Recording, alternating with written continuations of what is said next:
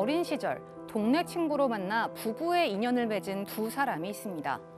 결혼 후 아내는 남편이 운영하는 사업체에서 함께 일했는데요. 20년 넘게 성실하게 일한 덕분에 회사는 제법 규모가 커졌고 적지 않은 돈도 벌게 됐습니다. 이처럼 남부럽지 않게 살던 가족에게 불행이 닥쳐오는데요. 남편이 지병으로 숨을 거둔 겁니다. 그로부터 1년 후 아내는 5억 원에 대한 상속세를 내라는 세금 고지서를 받습니다. 이 돈을 받은 사람은 다름 아닌 남편의 내연녀. 믿었던 남편이 외도를 했었고 내연녀에게 돈까지 준 것도 속상한데 세금까지 대신 내야 한다니 아내는 억울하기만 합니다. 아내는 남편이 내연녀에게 준 5억 원을 돌려받을 수 있을까요? 아니면 이대로 내연녀가 받은 돈에 대한 세금까지 내야 하는 걸까요? 네, 오늘 저희가 사건 상담을 소개하면서 간단히 내용을 좀 전해드렸는데 좀 어려운 문제예요. 하나하나 좀 짚어봐야 되겠는데 일단 좀 소개를 하면 남편이 이제 사망한 후에 그 남편의 외도 사실을 알게 된 50대 여성의 사연인데요. 이 부분은 이제 결혼 직후부터 남편이 사망하기까지 함께 사업체를 운영하면서 경제적 생활을 같이 해왔습니다. 그렇습니다. 어렸을 때부터 친구 사이였고 남편이 이 아내를 짝사랑했었다고 해요. 그렇게 쭉 지내오다가 성인이 되어서 또 인연이 되어서 결혼까지 이어졌는데요. 둘이 함께 이 회사를 일궈 갔던 것으로 보입니다. 단순하게 내조만 했던 것이 아니라 이 회사를 주도적으로 이렇게 운영할 정도로 아내가 이 사업에 깊이 관여를 해서 함께 잘 일구었었고 성실히 일을 했었고 또 운도 좋아가지고 돈도 제법 많이 벌었다고 해요. 그리고 부동산 투자라든지 이런 것들도 다 잘 됐었다고 하는데 그 이후에 이제 그 아이들 키우고 이러는 과정들이 참 좋았었는데 지금 이런 안타까운 일들이 벌어지게 된 것이죠. 이제 부부 사이도 좋았고 이제 사업도 이제 성공하면서 같이 일궈왔는데 자, 갑작스럽게 이제 1년 전에 남편이 이제 사망을 하게 됐어요. 그렇죠. 50대 남편인데요. 소화가 안 된다. 50대. 기가 좀 잘 안 들린다. 그런 얘기를 좀 하다가 결국은 병원에 갔는데 이제 좀 늦었다고 하고요. 5개월 후에 사망을 하게 됩니다. 이 건강했던 남편이 갑자기 사망을 하니까 이 집안은 풍비박산이 됐고요. 또 아내는 또 사업체도 혼자서 꾸려가는 상황이기 때문에 그렇지만 늘 함께했던 그 사랑하는 남편이 없기 때문에 쉽게 받아들이기 어려웠다고 합니다. 네. 저렇게 이제 사업을 같이 하면 부부이기도 하지만 이제 동지 아니겠습니까? 그렇죠. 같이 이제 사업을 어렵게 이제 읽어왔는데, 근데 남편이 이제 사망한 이후에 이제 그 슬픔을 추스리고 있는 와중에 어느 날 한 통의 세금 고지서가 날라와요. 예, 맞습니다. 이 아내 되시는 분은 이제 남편 장례 치르고 난 다음에 전문가들, 변호사님들이겠죠. 전문가들 이제 도움을 받아가지고 상속 문제를 이제 정리를 다 한 것 같습니다. 그 이제 끝났나 했는데 어느 날 갑자기 세금 고지서가 하나 날라왔어요. 그 봤더니 그 세금 고지서는 이 남편이 그 어떤 그 여성한테 5억 원 정도를 준 거에 대한 이 세금입니다. 그러니까 증여세 같은 것 같아요. 예. 그러니까 그게 이제 5억에 대한 세금을 내라는 내용이에요. 그런데 이 아내 되신 분 입장에서는 어땠겠어요? 같이 사업하고 어려서부터 같이 알아왔던 사람이 이렇게 내연녀가 있었다는 그 자체로도 충격인데 또 내연녀한테 자신 몰래 준 5억 원에 대한 세금까지 내라고 하니까 억울하고 분한 마음이 그지없겠죠. 어린 시절 같은 동네에서 컸고 남편이 짝사랑해서 이제 결혼까지 와서 이 남편은 나만 사랑하는구나, 나만 좋아해줬구나 이런 생각을 했는데 사망한 이후에 보니까 몰래 한 사랑도 있었고 또 그 사람에게 5억 원가의 돈을 줬어요. 얼마나 충격이 컸겠습니까? 네, 사망하고 나서 바로 내연녀가 있다는 걸 알게 된 거잖아요. 더 황당했을 것 같아요. 근데 그 기대라는 게 있지 않습니까? 저런 남자가 그냥 바람도 필 것 같고 이러면은 사실 충격이 좀 덜했을 텐데 좋은 남편이었고 자상한 아빠였습니다. 게다가 20년 동안 같이 일했고 같이 한 공간에 있었기 때문에 설마 했던 거죠. 근데 아마 아내분은 이렇게 읽고 나서 내가 이 사람한테 뭐였을까? 그럼 언제 사귄 거지? 혼란스러운 생각들이 되게 많이 일어났을 겁니다. 처음에는 아마 분노가 많이 일으시겠지만 나중에 이게 인생은 정말 무상하구나. 이게 우울증이 올 수도 있는 상황이거든요. 그렇죠. 근데 같이 이제 사업을 같이 해왔는데 어떻게 이렇게 오랫동안 남편이 아내를 속였을 수 있었을까요? 역할이 좀 달랐어요. 보니까 남편 같은 경우는 이제 영업을 한다고 외근을 자주 한 것 같아요. 그리고 또 밖으로 나도는 출장도 자주 갔던 것 같아요. 그런데 아내는 이제 주로 사무실 내에서 내근을 했던 것 같고요. 남편의 잦은 그 위근 그리고 출장 이마저도 이제 워낙이 믿었던 사이다 보니까 우리 남편이 잘 살자고 일 열심히 하느라고 저렇게 뛰어댕기는가 보다 이렇게 생각했던 게 화근이 돼 버린 거죠. 예. 근데 또 사업을 하다 보면 일만 생각하지 않습니까? 저 목표가 저렇게 그렇죠, 되니까 그렇죠. 예. 남편의 어떤 활동하는 데 대한 부분에 대해서 이제 사업을 하다 보면 또 동지이고 남편이 잘할 수 있게끔 내조하는 것이 이제 아내의 어떤 몫이라고 생각했기 때문에 이렇게 했겠다라는 생각이 좀 드는데 오늘 이제 사연을 보내주신 분의 이제 궁금증을 저희가 정리를 해봐야 되는데 아내가 어떤 점들을 궁금해하고 있던가요? 일단 이분의 궁금증 두 가지입니다. 이 내연녀에게 준 5억 원, 이 돌려받을 수 있는가가 첫 번째 궁금증이고요. 두 번째 궁금증은 내연녀가 받아간 돈, 이 세금까지 내가 내야 되는 것인가? 이것이 두 번째 궁금증입니다. 예, 저도 이 사건 제가 처음에 그 설명을 하면서 이게 좀 의문스러운 부분이 있었거든요. 남편이 몰래 내연녀에게 5억 원을 줬는데 근데 사업은 같이 해왔던 돈인데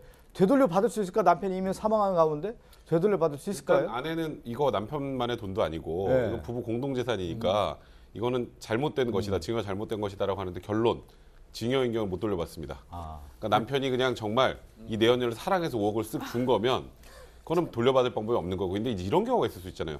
사랑은 사랑이고 돈은 별개니까 차용증이라도 작성을 해서 만약에 5억 원에 대한 빌려줬다면? 차용 계약을 해서 이제 돈을 빌려준 거라면 그 계약서가 있으면 이 계약상 채권도 상속이 된단 말이에요. 이제 그러면 이 5억 원을 돌려받을 수 있는데 남편이 정말 내연녀에게 선심 써서 준 돈이라면 못 돌려받습니다. 그러네요. 이제 공동재산이라고 하더라도 그건 아무런 의미가 없는 그렇습니다. 거네요. 남편이 그냥 몰래 준 돈이기 때문에 거기서 끝나는 거다. 근데 일반적으로 돈을 이렇게 준다면 이 소비대차로 보는 게 일반적이거든요. 근데 두 사람의 관계가 좀 중요할 것 같아요. 정말 내연녀고 뭐 그런 것들이 된다 그러면 빌려주는 게 아니고 증여했을 가능성이 크기 때문에 이 아내 입장에서는 내연 관계가 아니라는 거를 좀 입증을 하면서 그냥 줬을 리가 없다. 빌려줬을 것이다.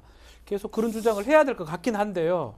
내연 관계가 확실하다면 사실은 증여로 보기 때문에 그 돈을 돌려받는 게 쉽진 않다. 근데 그 돈이 사실 크기 때문에 이 5억을 그냥 증여로 남편이 했을 이유가 없다라고는 주장을 할 필요는 있을 것 같아요. 예. 그러니까 아내의 주장은 그렇게 얘기했겠죠. 왜 남편이 줬겠느냐. 그냥 그런 의문을 들 수밖에 없는 상황인데 증여라는 표현보다 그냥 남편이 줬다는 표현이 더 확실히 와닿는 것 같긴 한데. 그게 증여죠. 법률적으로 그러네요. 증여니까요. 법률적으로는 증여인데. 네. 만약에 그러면 네. 그쪽 내연녀 측에서 그동안 진짜 내연 관계라면 네. 자신들이 주고받은 문자라든지 뭐 이런 것들이 될 거예요. 또 이제 주장을 망신 하겠죠. 당하는 건 둘째치고 5억은 챙겨야 되지 않겠어요? 그 사람 입장에서.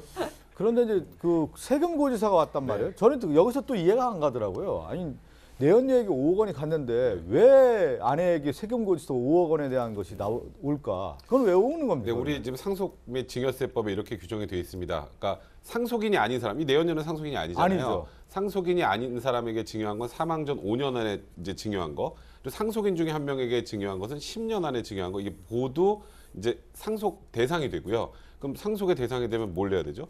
상속세를 내야 되죠. 세금 내야죠. 그러니까 다른 사람에게 증여한 재산도 상속인이 상속세를 내는 거예요. 굉장히 좀 불합리하죠. 그러네요. 누가 들어보면. 어. 근데 왜 그러냐면 어. 이게 이제 상속 직전에 이제 사망하기 전에 재산을 이곳저곳에 막 흐트러서 빼돌려서 이제 상속세를 좀 작게 내려고 시도하는 분들이 있어요.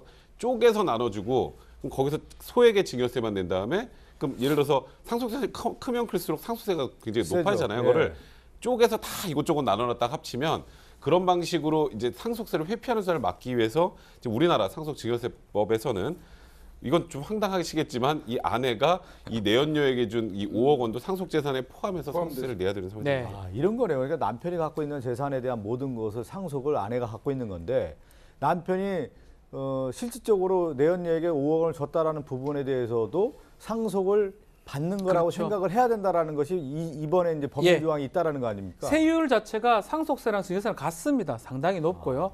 받는 사람, 이 상속을 받는 사람, 증여를 받는 사람 입장에서는 이거 아무런 대가 없이 무상으로 받는 거기 때문에 세율이 높은 거고 우리 세법은 상속세하고 증여세 세법을 같이 적용을 하는데요.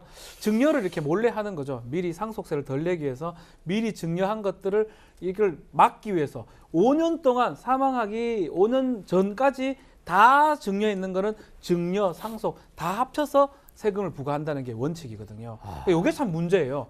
아무런 관계 없는 이 사건처럼 이 받는 아내 입장에서는 전혀 알지 못하는 그렇죠. 어떤 증여가 일어났을 때 이건 문제가 아니냐. 근데 이렇게 되면 국세청에 가면 다 이렇게 얘기할 거예요. 내가 모르는 돈이었다 이러면 세금을 거둘 수가 없어요. 그렇기 때문에 어쩔 수 없이 법에 따라서 한다면 지금 아내 입장에 상당히 억울할 수가 있지만 제3자한테 사망 전 5년 전에 갔던 거는 상속이 된 걸로 같이 봐가지고 그 돈에 대해서도 상속세를 아니, 내야 오늘 됩니다. 상담하신 분은 정말 답답할 것 같아요. 그래요. 진짜 뭐 당황스럽고 황당하고 아니 남편이 사전에 자기 몰래 속된 말로 바람 펴가지고 내연녀에게 5억 원을 줬는데 사망한 이후에 세금은 자기가 내야 된다. 그러니까요. 이건 이거 어떻게 설명이 되겠습니까? 아니, 이거 그러니까 쉽게 말해서 처음에 그 5억을 줬을 때 이게 증여였으면 그 내연녀는 그 5억에 대한 증여세를 냈을 거예요. 그렇죠. 그런데 이제 문제가 상속은 뭐 좀 이따 박주민으로 설명하겠습니다만 금액에 따라서 구간대에 따라 세율이 완전히 달라지거든요.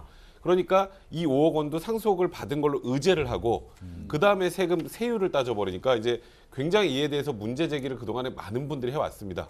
좀 뭐 지금 들어보셔도 좀 뭔가 말도 안 불안한 되네요, 생각이 들잖아요. 진짜. 예. 그래서 이게 사실 헌법재판소로도 몇 번 갔었던 그 그러네요. 조항인데, 예. 그러니까 이게 말씀드렸던 것처럼 상속세 회피하기 위해서 의도적으로 재산을 좀 이렇게 몰래 돌려놓는 사람들이 많기 때문에 이거를 하나하나 개별적으로 판단하기가 좀 어렵다는 판단이죠. 그래서 과세평등제나 과세형평제 반하지 않는다고. 저도 그냥 이 사건 결정했습니다. 공부하면서 이렇게 딱 보는데 이게 이 세상에 이런 일이 다 있나. 그렇죠. 정말 황당했는데 그 아내가 세금을 얼마나 내야 됩니까? 많이 내야 됩니다. 많이 내야 돼요? 큰일 났습니다.